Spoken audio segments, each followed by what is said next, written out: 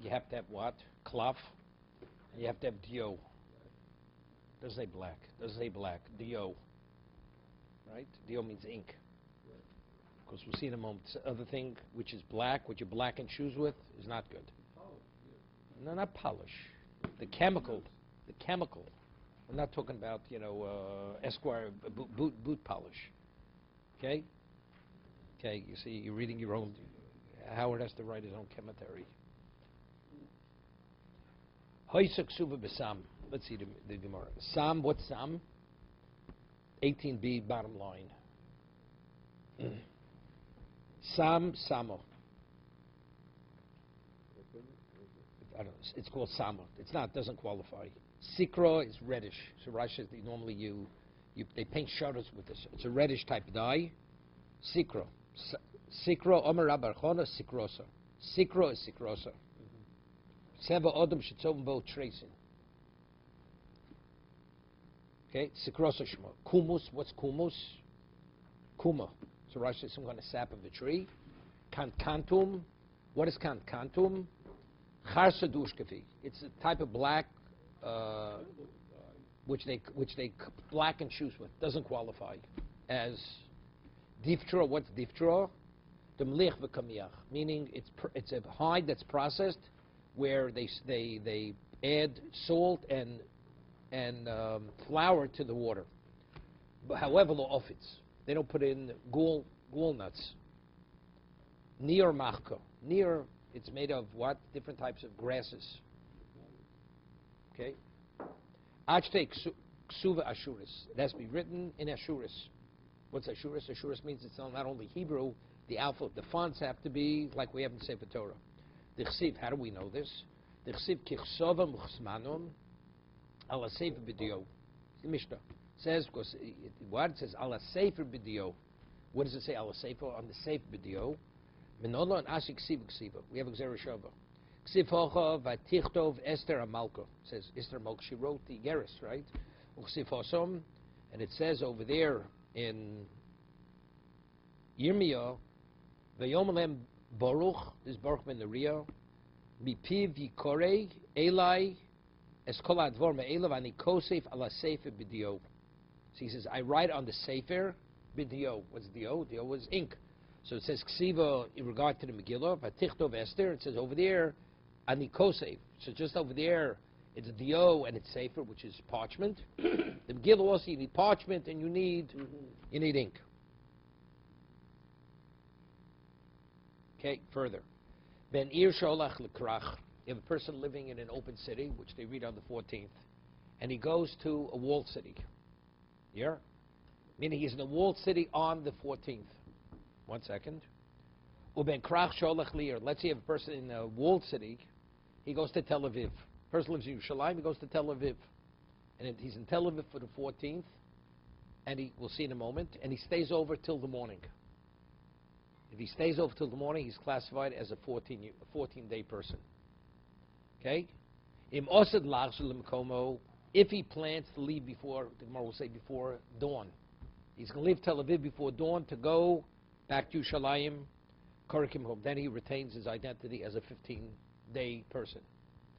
Vimlav, he stays beyond dawn, that means he's already identifying with those people.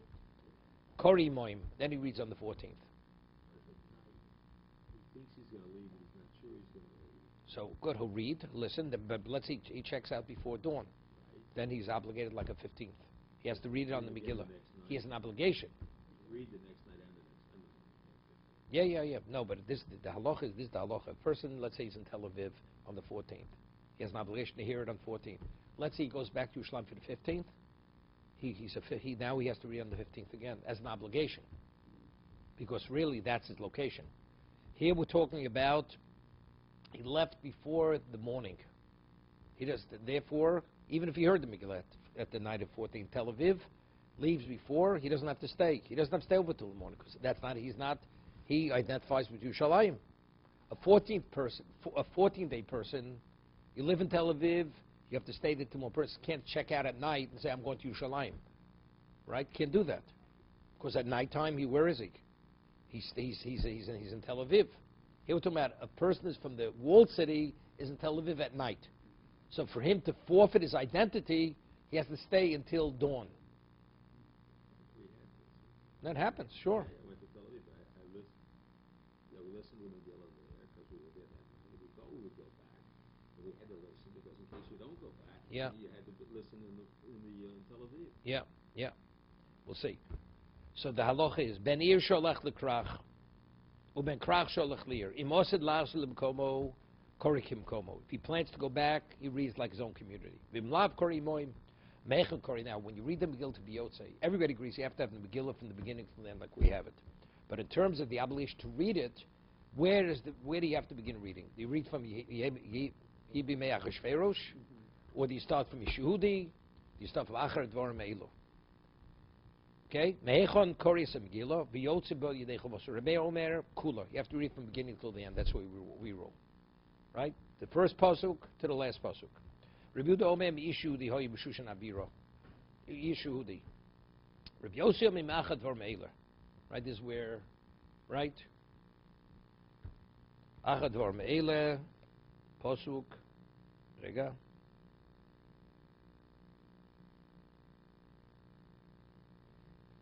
Gidal HaMelech Achashverosh is Homed ben Hamdosa Hagogi. This is when he elevated him to become his viceroy. Omar Rava says, Lo shonu elosh osed laso b'leila yom daled. When does he identify with his community? That's only if he leaves the community, right, at nighttime. He doesn't stay till dawn. Avol ein osed laso b'leila arba osar.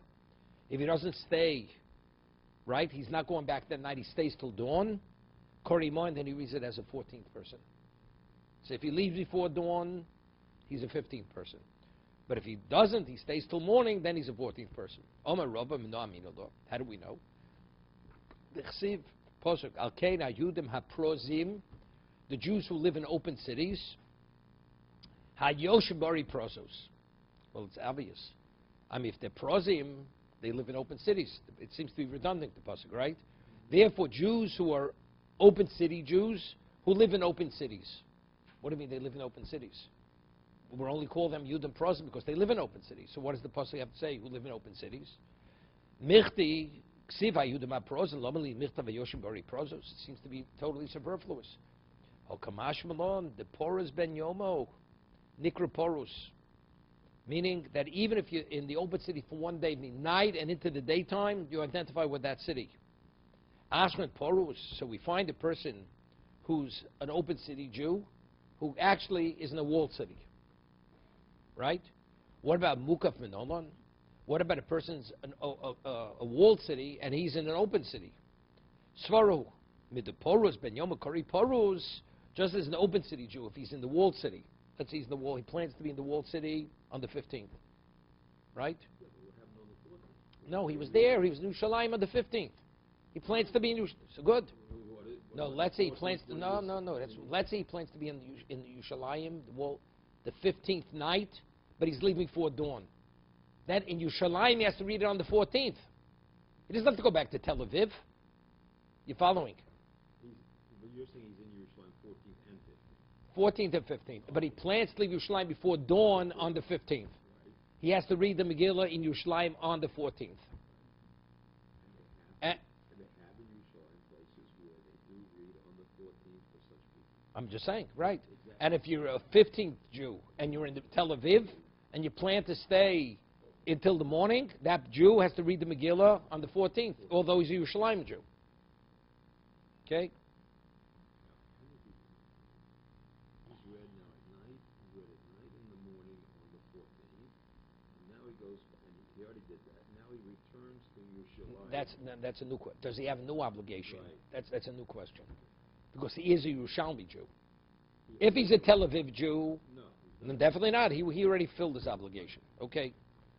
So it's Svaru, Midapors ben Yom Kari Pors, Mukav ben Yom Kari Mukav. Vomer Rava. Now, new question. Let's say you live in a village. A village could read it as early as the 11th, 12th, 13th. Okay? Vomer Rava. Ben Kfar Sholach Li'ir. It's a Mishnah. Okay? Before Tanya Sester. Tanya Sester, the 13th. So, pence. Omar Rava, Ben Kfar Sholach Li'ir. Benkach u benkach kori moim. Yeah? If a villager is in the 14th, he has to read on the 14th. Why? Regardless, whether he stays, doesn't stay. Why does he have to read for my time? Hi, K'meir, boy lemikra, because he is. What is his real day? A person lives in the city. He's a Beni. His day is 14th. There's a special leniency to accommodate him, so we let him read earlier. But if he's in the 14th, of course he has to read. He doesn't have to identify as a 14th person. He is a 14th person. Rabbanan hu dakilu akfar. Why were they more lenient regarding the kfarim, the villages? The reason why there's a special dispensation is them to accommodate their brothers in the large cities. So if you're in the village, so you don't have to read in the village on the 14th, right? But if you're in the large city on the 14th, but if he's in the large city on the 14th, boy, lemikri. This comes out interesting. Let's say you read the Megillah on the 11th, 12th, whatever day it was. Now he happens to be in Yerushalayim, in the large city. On the 14th, he has to hit the Megillah again.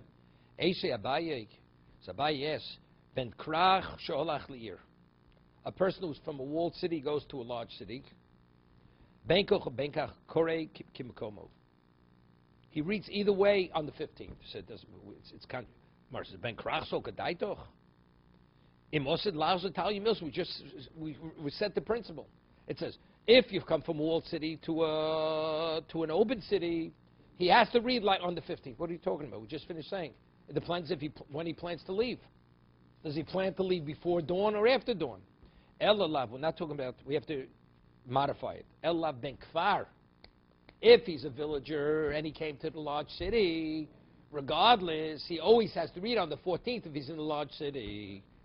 V'lav trutzi commentators. V'lav trutzi metartzis. Tani kori moim. We have to alter it. It says he reads with them.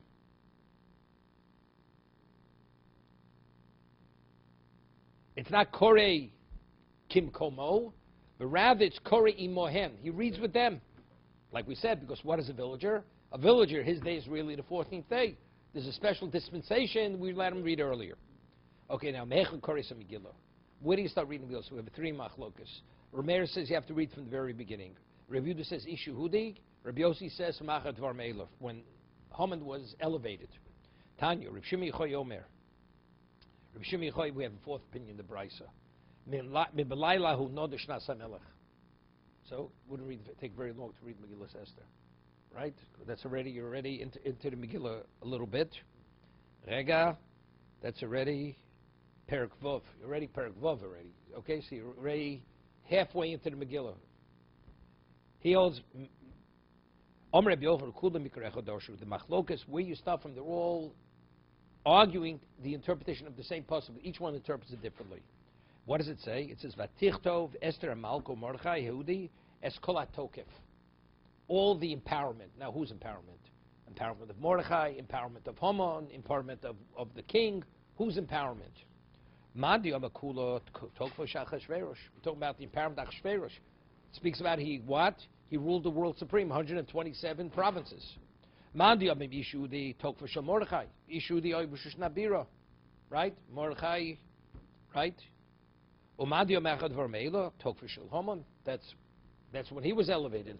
He was empowered. This is from Shimichoi. When did the nest begin unfolding? Because soon after that, he was told to take the royal garments and the steed and everything and parade with Mordechai through the street. Rafuna memihocho, umaro al kocho, umagi aleim. It says in the Megillah, maro al kocho. It says, Al-Ken Koru Yomim Helu Purim. It says, therefore the days are called Purim, Yudalit, and the 40. Al-Shem Hapur, right, because of the lot that was drawn. Al-Ken Al-Kol Divrei Ha'emes Hazos Umaro Al-Kocho Umahigi Aleim. And what's Umaro Al-Kocho? It's Pasuk. Umaro Umahigi, and what happened to them? What does this mean? The one who says you have to read the Megillah from the very beginning. Right?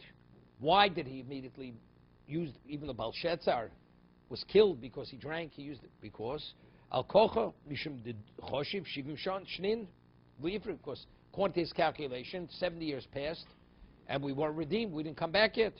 Magi aleim. But what happened because of the miscalculation? The kotel Vashti was killed, right? Like instead of Achshverosh being killed, Vashti was killed.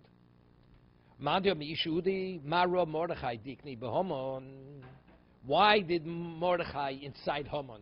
Not about him. Al kocha d'shavi nafshe avodah zora, right? Because it says he went, he deified himself. So bowing to Haman is equivalent to bowing to an idol. And what was the result of that? Ultimate miracle happened. Why did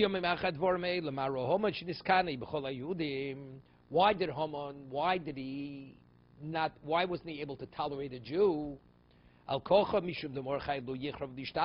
originally Mordechai would not submit to him, would not bow. And what happened to them? Ultimately he and his sons, they were all hanged. According to Shimi Yochai, that you read it from Belaylahu, where Achshverosh couldn't sleep, and he asked for his chronicles. Why did he ask that they should bring the chronicles? Al kocha. We had this before, of course, right? Wolseley starts thinking, why did Esther invite Haman to the party? Maybe there's something going on between the two of them, right? The Zimte Esther Haman Padeg. And what was the outgrowth of this? Nisa. The end of that party was he was killed, he was hanged. We rule according to Reb Meir. Says that to be Yotzi Kriyas Megillah, it's the Megillah from the beginning till the end. That's Reb Meir. But even if you're of the opinion that you read it from Yeshudi Hoy B'Shushan Abiro, Ksuva Kula, you have to have the whole Megillah. I mean, you have a whole Megillah from beginning. It's just a question of where do you start reading from. It's you have parshes Shavuot. So you only need Devarim. You can't read Devarim unless it's part of a whole Sefer Torah. Same thing. You read from Yeshudi or Shushan Abira, but factually it has to be part of a whole Megillah. Nikra Sefer. It's called a Sefer. Nikra Igeris. It's called a letter. Nikra Sefer. Why does he tell me it's called a Sefer? You have to, when you sew the various parts together, it has to be sewn with gut, with cow gut, right? You can't use linen threads. It's a Sefer Torah. It's Sefer means like a Sefer Torah. V'nikri Geres, but it's called a letter. Shim hitel bo shlosha chutim gidin ksheiro. Now the question is, if you have 3 stitches, it's enough to hold it together. You don't need, by Sefer you need 5. For this, a Geres, because a Geres is not as substantial as a Sefer. It's Sefer, you have to meet the criteria. Can't be linen thread. It has to be made of gut of a kosher animal. But in terms of how many stitches, you only need 3. But they have to be equidistant. You have to space the 3 stitches that, Sto says, like you find by the Ori Miklat, right? That if a murder, wherever you was, they were equidistant from one another. Wherever you were, you could run either direction, okay? Let's say you have a Tanakh, right? It's all on one scroll, one parchment, and it's written properly, but you can't discern between the Megillah, and it's just like a continuous parchment. You're not Yotzei. That's only if all the parchments are cut equal. It's of equal size. What happens when you come to the Megillah?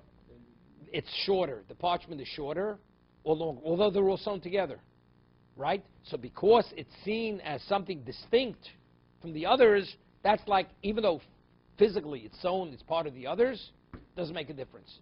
As long as it has an identity. Either the parchment extends below the other parchment, or it's cut shorter. It's good. But if it's lacking, or it's shorter or more, then it doesn't make a difference, even though it's attached to all the other ksuvim or Tanakh. Leibar Shmuel have a kokori kamei the Rav Yehuda Megillah ksuva. It says Levi Bar Shmuel was reading on a Megillah before Rav Yehuda. Megillah ksuva ben aksuvim, a Megillah that was attached to the other ksuvim, to the other scripture. Omar lei hari omru hakori ben Megillah be aksuv ben aksuvim lo yotza. How could you read it from such a Megillah? We learned, you're not Yotzei. Omer Reb Chibar Abba Reb Yochanan. Excuse me. Yeah. Omer Reb Chibar Abba Reb Yochanan. Koreb Megillah Ksumi Ksul Yotzei. Mochale Amocha. So when he said that, he tapped him on the head. He says, you know that? B'tzibur Shanu. When it's a public setting, where it has to be obvious it's a Megillah, so for others to see, they have to see you're reading it from a Megillah. But if you're reading it yourself, so it's you, just yourself, you know what you're reading. That's the case, it's good enough. Meaning like this, I mean, the way I understand is this. If you're reading, you're being motzi tzibur. So all of a sudden you have an expanse of scripture. Do they know what you're reading? Right? For all they know, you can be reading it by heart. You look at it, but you're reading it by heart. But if it's distinct, it's shorter or larger, and they see it's something by itself, that's called reading. But if you're reading yourself, nobody else is there. I know what I'm reading. I know I'm reading it from the parchment. So therefore, as a result of that, it's only B'tzibur, it's a problem, but not if you're reading for yourself. There's a story, the Rogachover Gaon, the Rogachover. He had a photographic memory, like he could close his eyes, and had visited him a number of times. So he came in. He had to say a shir in Menachos. So, and he's reading from the Gemara. They take a look. It's Masech Sanhedrin. And he's reading it as if it's printed on the page, whatever it says in Masech Menachos. You understand? That was the type of memory. That he was photographic memory. He was like toned out. He saw what his mind wanted to see, and that's what he saw, as if he was reading from a printed page. You understand? So same thing. If you're reading the Tzibur among Suvim, do people know what you're reading? Well, for all they know, you're reading it by heart. You're not reading it from the text. Okay? Did he also stay up very late at night? Did he stay up late at night? Do you stay up late at night? So if you stay up late, he didn't stay up late at night. Okay? My Rashiv Zechon told me he once went with a group of Bochrim before he got married. They went to Dvinsk. They were going to stay a Shabbos with the Rogachover to observe his behavior. You ever see a picture of Rogachover? It looks like he never slept. He was like totally worn out. He always looked exhausted because he never slept. Actually, he didn't sleep. So they go there Friday afternoon. They come. He's sitting by his Gemara. They go and eat their meals wherever they eat their meals. They come to his house 1 a.m. He's sitting by his Gemara. They figure, something. They'll get up before dawn. They'll rush to his house to see what he's doing. Still sitting by his Gemara. Outside of Tefillah and the few moments he ate, he was always in that same position. It's like he never left his Gemara. That was the Rogachover. He asked me if he ever slept. Okay. What? His computer was going. Yeah. Didn't want to make other people feel bad.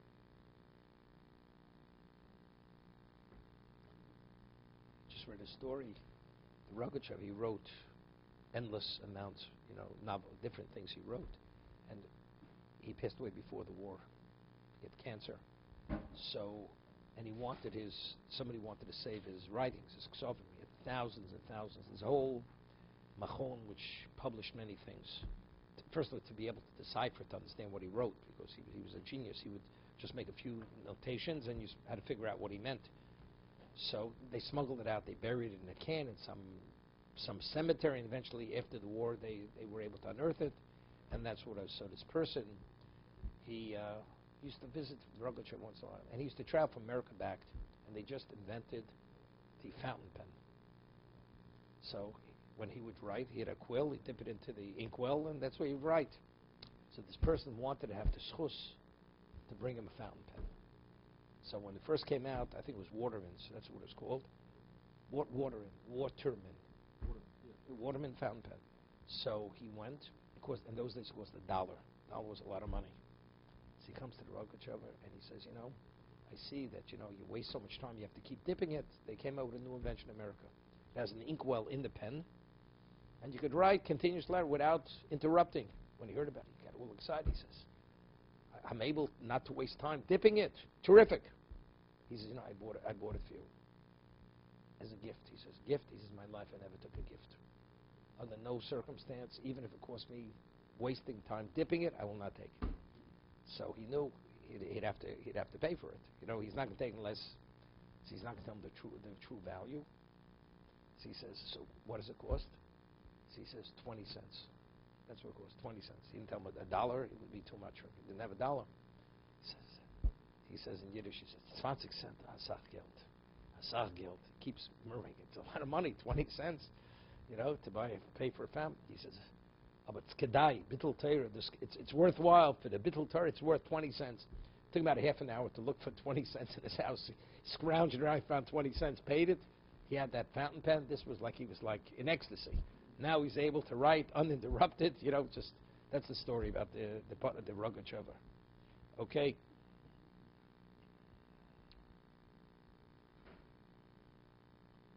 Omer of Chiba Rabba, Omer of Yochanan, Shirat Far Halachim Sinai, meaning the way you stitch the Megillah, it's Halachim Sinai. You know, if you ever take a Sefer Torah, it's not stitched to the end. There's always a fold. You can fold up the parchment, right? It's not stitched down to the very end. Okay? So he says Halachim Sinai. So when he said it, he says, Lo Omru Elo Kadesh Li Yikoreya. Has nothing to do with Halachim Sinai. The reason is, because if it's very tight, let's say you lift it up, or you pull it, it could tear easily. You know, if there's too much, it's too taut. There's no give. When you go Hagba, you know, many people, they don't do Hagba right. You're supposed to lift it at where the seam's in the center. Why? Because if you lose it goes to one side, it could expand in the center. But let's say it's a continuous parchment, so it goes to the side, it'll tear right in half. So therefore, that there should be give. You have the seam in the middle. That's whenever you go Hagba, you have to make sure the seam's in the middle for that reason. So similar over here, the reason why you stitch, you don't stitch it till the end, because if it's too taut, it'll tear. So you have a certain degree of give in the parchment when you attach it. So you don't stitch it all the way down to the bottom. Most exciting moments in my life is when you say the Torah in Israel. My wife to watch the stitcher stitch all the pieces together. Just watching him do that. Yeah. And he didn't use a Singer sewing machine. Okay. On his kitchen table. Yeah. That's all he did. That was his job. That's his expertise. That was his expertise.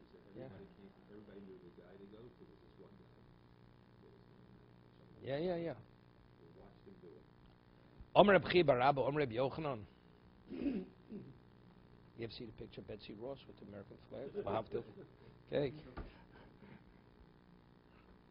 Omer Reb Chiba Rabba, Omer Reb Yochanan. Moli nishtay b'meoro sh'omad b'Moshe. V'lio k'moli nekev machat sitkis. You know, Moshe says to Hashem he would like to see Hashem's presence. So Hashem says to him, no one's able to see me and live. So go into the crevice in the rock, and I will pass over you, and you'll see the back of me. Right? But Moshe wasn't able to see the presence because he would die.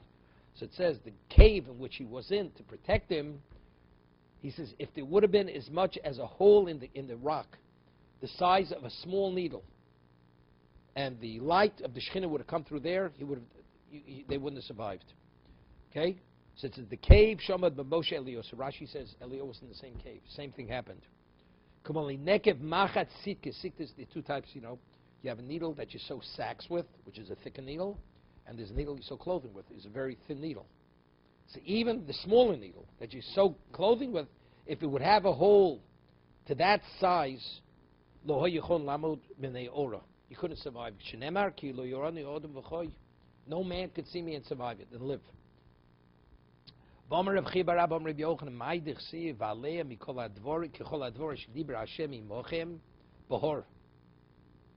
It says, Aleim, in addition to them, all the things that Hashem had spoken, Dibra Hashem imochem behor. Lamed, Shereo HaKadosh Baruch Hu Moshe Dikduke Torah. Right? So what's Dikduke Torah? So Rashi says, things that are Esin, Gamin, Miutin, Achan, Rakin. Different things which either include or adjuncts or exclusions. That's Dikduke Torah. What's Dikduke Sofrim? Dikduke Sofrim means that has to do with the Or law. Umasha Sofrim Asidin L'chadish. All the Chidushei Torah that ultimately the Chachamim are going to extrapolate from there. Umayniu, what is that? Mikra Megillah. Remember we had earlier, the question is, were they permitted to add the Megillah? So they found a pasuk, and based on that, of course, it says, it's a pasuk in Mishlei, it says only 3 times. But we already have it 3 times, right? Because we have it in Shmos, we have it in Kiseitze, and we have the story of Shaul, the battle with Amalek. So Shlomo says it's only 3 times. But if you add Megillah Esther, it's 4. So the Gemara says we pair up 2 of them are considered 1. So therefore Megillah is the 3rd time, not the 4th time. Okay? Yeah, recording about Amalek. So the Megillah is the 4th time. So over here Rashi says, I was read the interesting Rashi. Moshe Omad Bo Moshe, the Mora, the cave that Moshe was in. I will put you in the crevice of the rock. He was in the cave. Elio was in that same cave. And Hashem, the Shechina, came upon Elio also in that same cave. Shenemar. Hashem over. Right? You should stay in the mountain. Where in the mountain? In the cave, in the mountain. Further, Mishnah. Everyone's qualified to read the Megillah on behalf of the Tzibur. Chutz micheresh shota v'koton. You hear this? Except for a deaf mute, an unstable person, and a minor. Rabbi Yehuda machshi v'koton. Rabbi Yehuda says no, a minor is qualified to read the Megillah. Okay, we'll see. Man tana cheresh, the eved namilo. When a cheresh, we're not talking about a deaf mute. Normally, when it says cheresh, always means what? He's unstable. He's a deaf mute. Here we're talking about he speaks, but he doesn't hear. No, so the question is, but if he doesn't hear, so what? He's considered a competent person, right? Because over here, we had earlier, by Kriya Shema, by very things, you have to hear what you say to be Yotzei. So if he's deaf, so although he's able to verbalize it, but he doesn't hear what he's saying, so that's what it says. Man tana cheresh di'evet namilo. Omer Rav Master Rabbi Yossi. Ditnan hakorei shema v'lo ishmiya lo oznov. If one says the Shema at such a low level and he doesn't hear the words he's saying, lo yotza, we don't rule this way. So the Mishnah, when it says the cheresh cannot be motzi, it's not going according to the halacha. It's attributed to Rabbi Yossi. Rabbi Yossi omer lo yotza. The Tanakh says yotza. Rabbi Yossi omer lo yotza. Somebody asks a question. My Rabbi Yossi udi eved namilo. Who says the Mishnah? When it says cheresh is not qualified, it means even b'di'eved, we have no choice. Maybe it's l'chatchila, because everybody agrees when you say the Kriya Shema, you're supposed to hear what you say. Even the ones who say that you yotze b'di'eved. Maybe what Mishnah says cheresh, it means it's not a first choice. It's not an optimum choice. Regardless how well he reads it, it's not a first choice. He should be the Balkori because he can't hear what he's saying. Dilma Reb Yudi. Maybe when the Mishnah says a cheresh doesn't qualify, doesn't mean he doesn't qualify in any circumstance. He's not a first choice.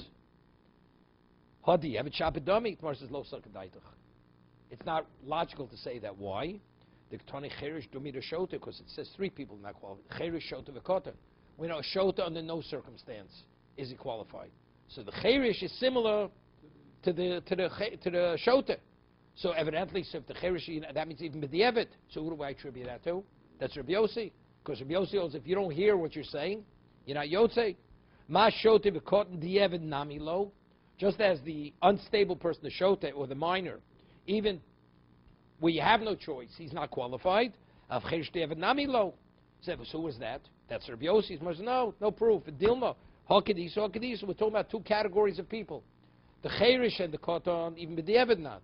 But maybe the shota and the koton, even b'di'eved not. But the cheresh maybe as a first choice. But if you have no choice, since we rule like Rabbi Yehuda, that even if you don't hear what you're saying, you yotzei, he's qualified to be a balkorei. Miriktani seifo. Since it's Rabbi Yehuda machshir b'koton. So the Gemara says, but how does it conclude? Rabbi Yehuda validates a koton. Says a minor is qualified. Bechlal the reisha, lav Rabbi Yehuda. So evidently the reisha is not Rabbi Yehuda. So who would I attribute the reisha to? The opening statement in the Mishnah. It's Rabbi Yossi. So what is when it says cheresh not? It means even b'di'eved. The Gemara says no. Dilmaku Rabbi Yehuda. Maybe I'll tell you the whole Mishnah is going like Rabbi Yehuda. So what do we need Rabbi Yehuda in the conclusion? How could the whole Mishnah go Rabbi Yehuda? The first Mishnah says cheresh and koton are qualified to read. Rabbi Yehuda says koton is qualified. Says no. So we're able to work it out. The whole Mishnah go Rabbi how? The two types of minors. There's a minor who's lo higi lechinuch, meaning he's not old enough that you have an obligation to train him. And there's a minor who's higi lechinuch, where the father has an obligation to begin training him how to perform mitzvahs. So if he's too young, although he could read it, he can't be motzi. But if he's already of age, rabbinically, that he has to be trained, that cotton maybe could be yotzi. He could be motzi. Here we'll see it. V'sefer l'ksheiro, midami, v'dilma ku Reb Yudi, midami reishel l'psula, v'sefer l'ksheiro, v'dilma ku Reb Yudi, utrei gavni cotton ketoni. Yeah, look, the Mishnah is referring to the two categories of cotton. V'chasuri mechshra, and something's been deleted from the Mishnah. V'hochi ketoni. Ha'kol ksheiro l'grosa Megilah, chutz v'chershot v'cotton.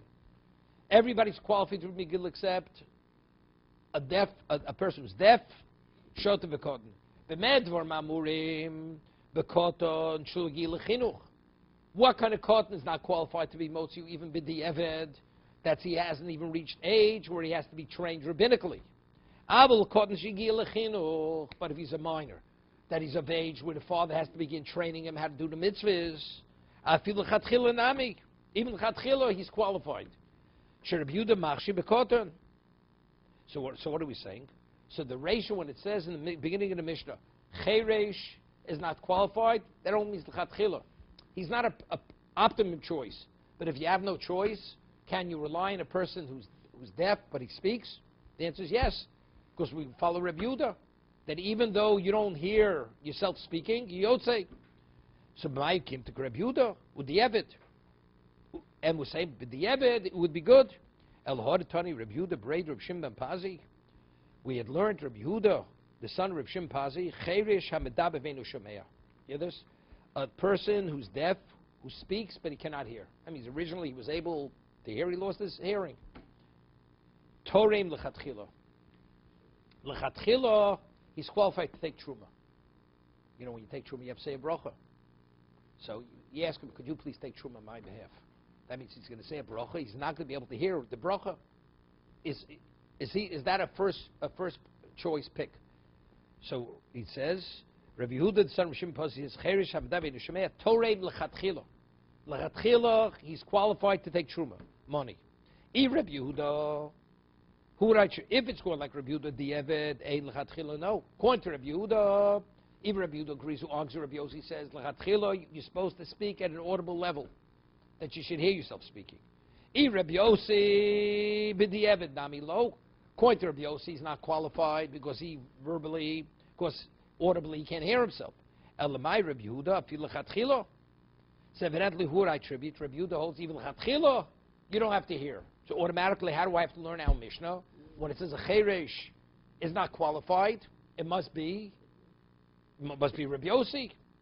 Because we're saying now, otherwise, who do I attribute this opinion that said for Truma, that even if you don't hear, you qualify, l'chatchila can be Torah. El my Rabbi Yehuda, fil l'chatchila. Gemara says, no, Hod Tanya, same Gemara in Brachos. This Gemara we have in Brachos. El Hod Tanya lo yivorech odem birchas hamazon belibo, then birch liyotzo. It says that a person should not say birchas hamazon, meditate it, but if he did meditate it, although he didn't verbalize it, yotzo, money. Lo Rabbi Yehuda, lo Rabbi Yossi. It's not going to Rabbi Yehuda, lo Rabbi Yossi. Rabbi Yehuda, afil l'chatchila. Because here it says b'di'eved. He shouldn't say the birchas hamazon through meditation, but if he did b'di'eved, it's okay. But we just finished saying, according to Rabbi Yehuda, even l'chatchila, you don't have to verbalize it, right? Money, Rabbi Yehuda, lo Rabbi Yossi. Rabbi Yehuda, afil l'chatchila. If it's Rabbi Yehuda, even l'chatchila, you can say the birchas hamazon this way. Rabbi Yossi, afil b'di'eved nami lo. Lo olam Rabbi Yehuda. Meaning, one is his own position, and the other is his position of his Rebbe. What is it? Titania. Rabbi Yehuda Mishum Rebbe Elazar ben Azariah. Rabbi Yehuda says the name of his Rebbe. Rebbe Elazar ben Azariah was the Rebbe of Rabbi Yehuda. Hakori Shema Tzorach She'ashmi Lo'oznov. If you say Shema, you have to hear what you're saying. Shenemar Shema Yisrael Hashem Elokeinu Hashem Echad. Hashmei Lo'oznecho Bashtomotzi Beficho.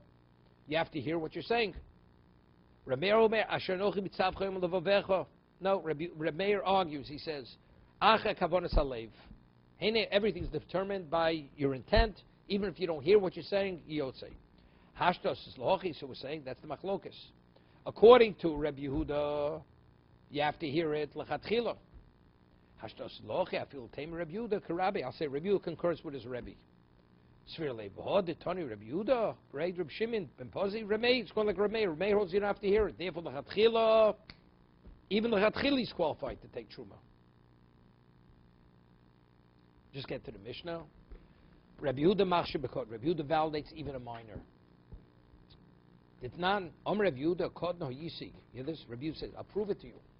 I'll prove it to you. My position is correct. What's the proof? Kod no yisik.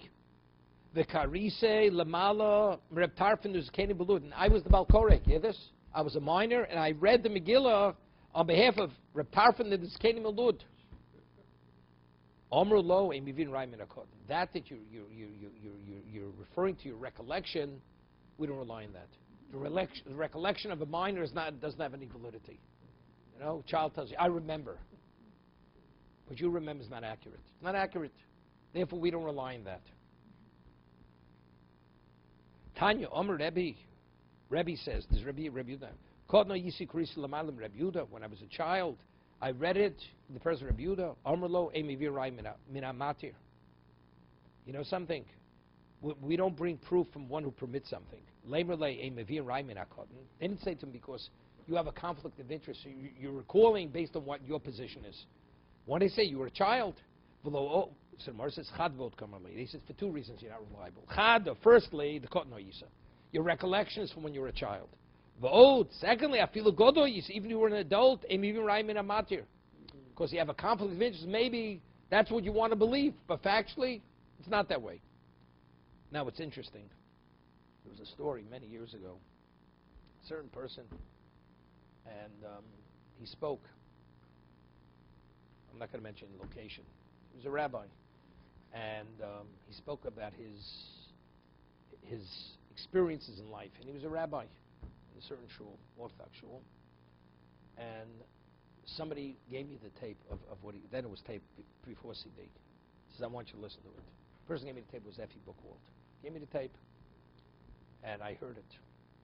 And I heard things that he said on there that it really irked me.